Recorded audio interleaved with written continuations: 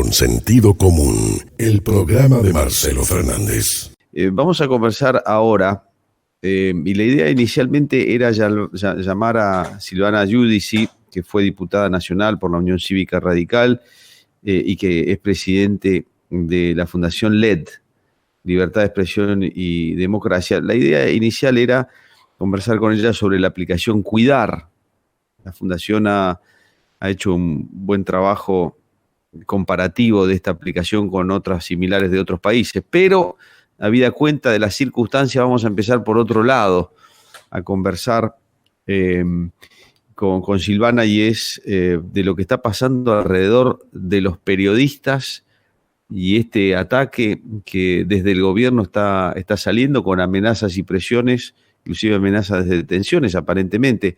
Silvana, muchas gracias por atendernos, siempre muy amable. Buen día, Marcelo Fernández. Buen día, ¿cómo le va, Marcelo?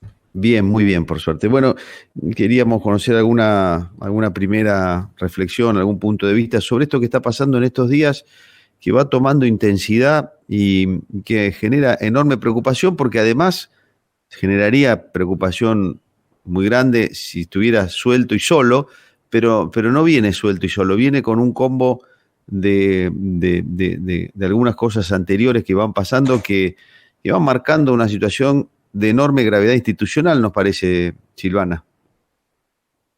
Sí, la verdad que hemos visto en las últimas horas con mucha preocupación el recrudecimiento de los ataques a los periodistas y la amenaza, supuestamente, de llegar a detenciones o a pedidos de indagatoria que creo que son hoy una certeza, ¿no? En la causa que tiene que ver con espías ilegales en la AFI, seguramente se estará avanzando sobre los periodistas, pensando, la verdad que es algo muy sintomático del gobierno anterior del kirchnerismo también, de pensar que los periodistas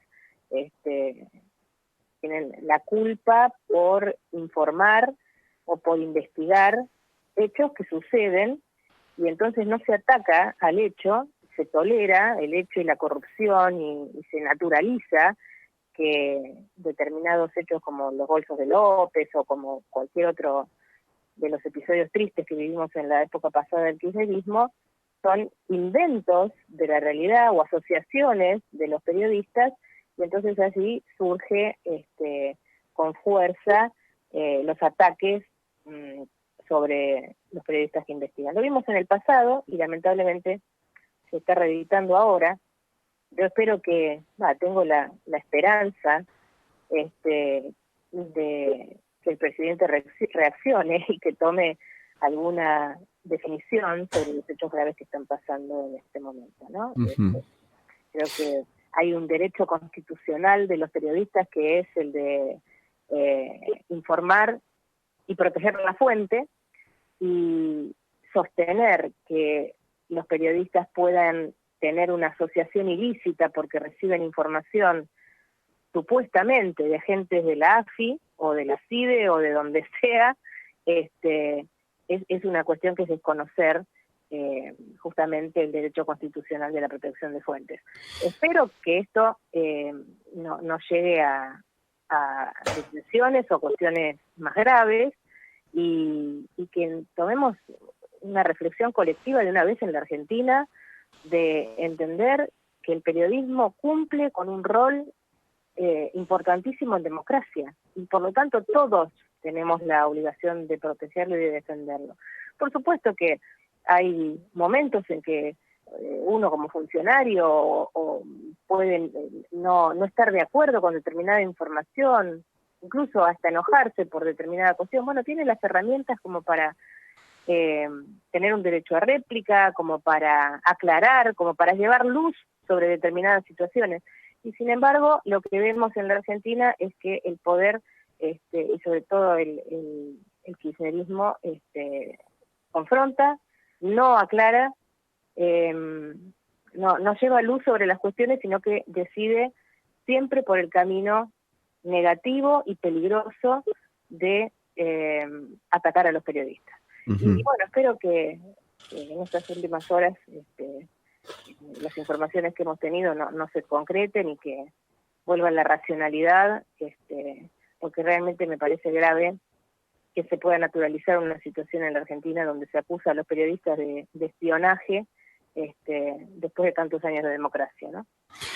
Silvana, ¿usted ve algún límite institucional para este tipo de cosas? Porque yo estoy viendo con preocupación, salvo excepciones, que las cosas se dan en la práctica, en los hechos, y después no pasa nada. Veía, usted tiene experiencia parlamentaria, veía lo que sucedió en el Senado con Cristina Fernández bajándole o sacándole el sonido a la oposición para que diga algunas cosas y aprobando la creación de una comisión con mayorías que no son las necesarias. Bueno, sí, la oposición después se quejó por los medios y dijo una cosa o la otra, pero en la práctica no, allá fue. La cosa ya sucedió y sigamos para adelante. Y así el gobierno va en los hechos haciendo cosas desde el punto de vista fáctico, desde el punto de vista práctico, que después no encuentran, salvo excepciones, no encuentran límites institucionales. Y tengo miedo de que acá pase algo parecido, que en la práctica vayan para adelante y no encuentren algún freno. Pero me gustaría conocer su punto de vista sobre esto, por favor. Nosotros creemos, y lo hemos demostrado en 4 años de gobierno, en las instituciones y en el límite y en el sistema de equilibrios y contrapesos que fija la Constitución. Y ese es el límite. Y el poder del kirchnerismo de los últimos 12 años de gobierno y este principio de gestión demuestra que no tenemos los mismos valores y las mismas creencias sobre los límites institucionales, la división de poderes y la importancia de respetar los valores republicanos. Lamentablemente es así. Pero también es cierto que hay una mayoría que votó el kirchnerismo, que ellos tienen representación parlamentaria y que actúan de esta manera. ¿Qué hacemos nosotros? Porque sería muy, injusto decir, bueno, la oposición no hace nada. No, nosotros representamos a un 41% de los ciudadanos. Nuestros senadores han planteado las objeciones a esa creación de la bicameral, que es ilegítima, se necesitaba una mayoría calificada, se plantearon por escrito la necesidad de la ilegitimidad. Veremos si realmente se concreta la creación de esa bicameral, y ahí será el momento de pasar ya a otro tipo de actuaciones que puede incluir la judicial. Ahora,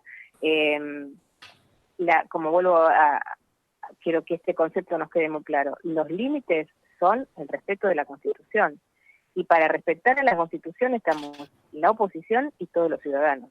Creo que no es lo mismo, no da lo mismo en la Argentina de hoy este tipo de intentos de avallezamiento a las instituciones. Creo que hay un poder un poco más equilibrado en la Argentina, distinto a lo que fue en la gestión de Cristina Fernández de Kirchner, porque hay una oposición organizada, consolidada, y un partido como Juntos por el Cambio, una coalición que es capaz de volver al gobierno y de tener el año que viene una actuación mucho mayor, que también va a contribuir eso a fijar justamente estos límites de lo que la gente duda que puedan tener las instituciones democráticas, ¿no? Creo que esa es la clave, es empoderarnos como ciudadanos y entender que llevar preso a un periodista o acusar a un periodista o investigar a un periodista por las fuentes donde toma la información no está bien, y que los ciudadanos no van a tolerar este tipo de actitudes en democracia. En todo este contexto en el que estamos hablando aparece esta aplicación Cuidar, que bueno, tiene algunas características, genera más en estos tiempos que antes, digo en estos tiempos políticos, a eso me refiero que antes, al principio de la cuarentena, mucha desconfianza y muchas dudas. Ustedes en la Fundación LED han hecho un análisis comparativo de esta aplicación con otras que se usan en otros lugares del mundo. ¿Qué arrojó eso, Silvana? Nosotros venimos estudiando el tema del impacto de la tecnología móvil fundamentalmente desde la aparición del 5G, desde hace mucho tiempo. Y veníamos diciendo ya, sobre todo el año pasado, por el recrudecimiento de las acusaciones de Estados Unidos a China por la sospecha de invasión de la privacidad a través del 5G y los casos de vulneración de las garantías a través de la tecnología móvil que se da por acusaciones de telecomunicaciones. Entonces ya veníamos estudiando el tema de la privacidad del entorno móvil sobre el impacto del entorno móvil sobre la privacidad. Cuando aparece la pandemia en Wuhan, aparece por primera vez una aplicación de seguimiento de traqueos de contagio, y comenzamos a estudiarla junto con las primeras aplicaciones que aparecieron, como la de Singapur, la de Taiwán, una en la Comunidad de Valencia, y veíamos que hay algunas muy invasivas, altamente invasivas, y otras que tienen un cuidado mucho mayor en cuanto a los parámetros de seguridad internos de los datos que utilizan. Técnicamente hay como dos universos de aplicaciones. Uno que utilizan protocolos centralizados, es decir, que toda la información se maneja en un servidor, y desde ese servidor se derivan los accesos de información a distintos sectores de los gobiernos, ya sean sanitarios o sean ejecutivos, y otro conjunto de aplicaciones que utiliza protocolos descentralizados, es decir, que la información queda residente en el celular de cada usuario. La tecnología posibilita esto, y entonces ya por ese lado, esa categorización, vemos que las aplicaciones que utilizan estos parámetros técnicos son mucho más seguras que las de los protocolos centralizados. Después, por otra de las categorizaciones que tomamos es la funcionalidad de las aplicaciones.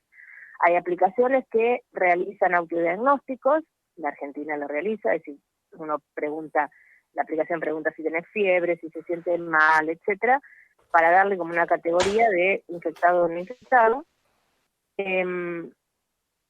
Son aplicaciones que en su momento se crearon para desconcentrar las guardias colmadas de los países donde la pandemia explotó de modo muy súbito, digamos, y está muy bien, esas aplicaciones sirvieron para eso. Pero cuando estas aplicaciones se mezclan con las otras dos funcionalidades, que son las de seguir a las personas a través del geolocalizador de sus teléfonos para ver dónde se mueven y con quién se contactaron, son las aplicaciones de rastreo, generan ya un problema de privacidad.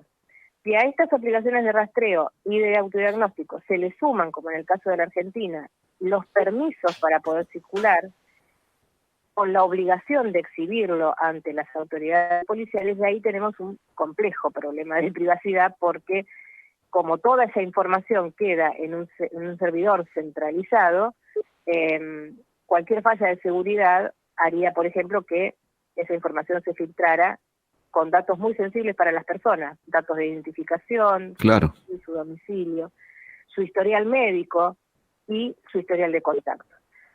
Por suerte en la Argentina, luego de una discusión que se planteó y que se le presentó al jefe de gabinete la necesidad de cuidar este tipo de cosas, la aplicación no es obligatoria y los permisos se pueden obtener por la página web del gobierno, ¿no?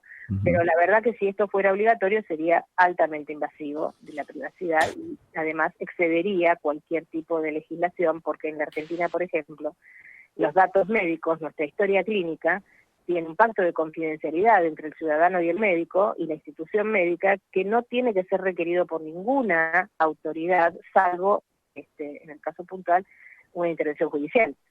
Entonces, ahí decimos, hay un conjunto de países, 31 países analizamos, desde este punto de vista, la Argentina, nuestra aplicación, se parece más a la de los gobiernos autoritarios que han impuesto obligaciones y seguimientos muy estrictos sobre la población, que a los países más democráticos como Alemania, Suiza y Uruguay, que implementaron protocolos descentralizados con anonimato de los datos para estas aplicaciones de rastreo. Uh-huh. Sí, en el comparativo, esto último que nos dice Silvana, es que en el comparativo sobre la afectación de la privacidad, Argentina no está bien en términos relativos, no está bien y está más a la cola que a la cabeza de las mejores.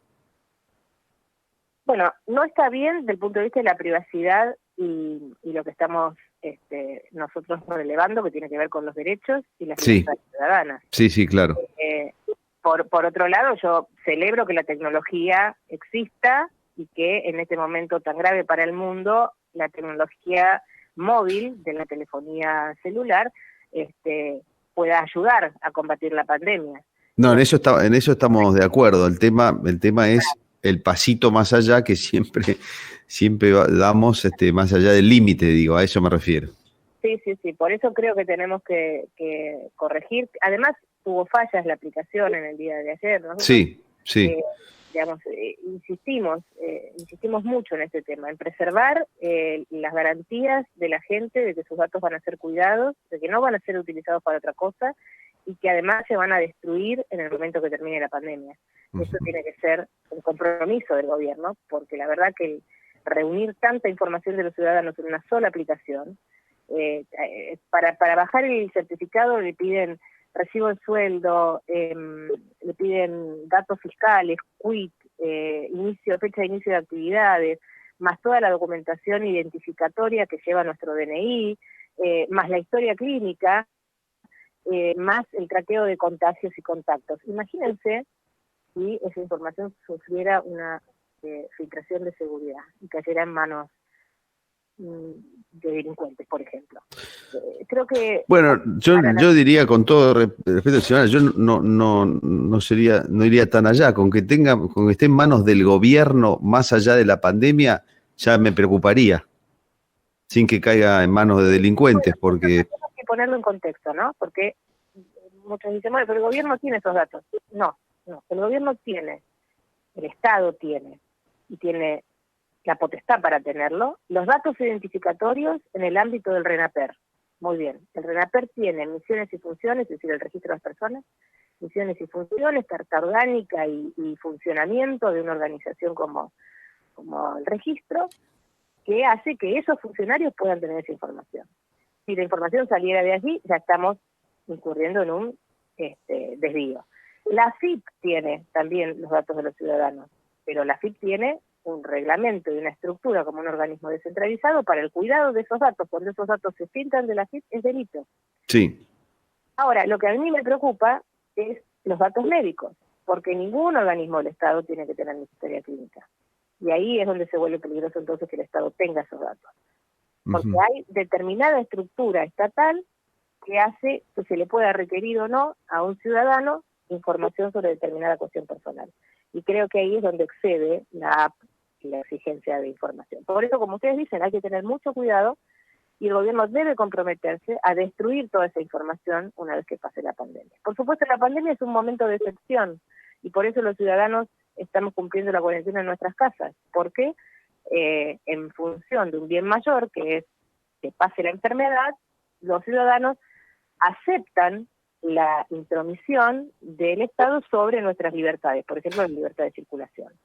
Pero no hay que imponer por ese estado de excepción cuestiones que van más allá de lo que está planteando la Constitución para el ejercicio de nuestros derechos. Silvana, como siempre, ha sido muy amable con nosotros. Muchas gracias. Gracias a ustedes. Adiós. Adiós, hasta luego. Silvana Giudici es presidenta de la Fundación LED,